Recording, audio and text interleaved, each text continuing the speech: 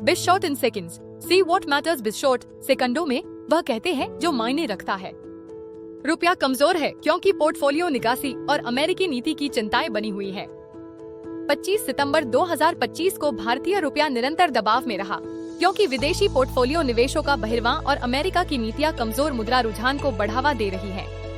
एक महीने वाले नॉन डिलीवरेबल फॉरवर्ड अनुबंधों के अनुसार रुपया 88.77 प्रति डॉलर के बीच खुलने की संभावना है, जो पिछली सत्र की 88 रुपए 69 पैसे बंद कीमत से कमजोर है।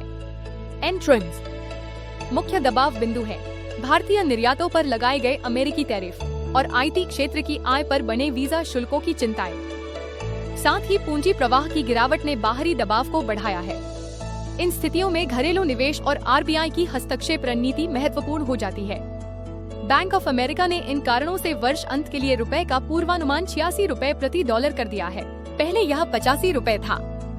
Key stresses include steep US tariffs on Indian exports and broad anxiety over increased visa costs slashing the profitability of IT sector incomes. Combined with weakening capital inflows, these external pressures make support from domestic flows and RBI interventions crucial. Bank of America has downgraded its year-end rupee forecast from 85 rupee to 86 rupee per US dollar on these grounds.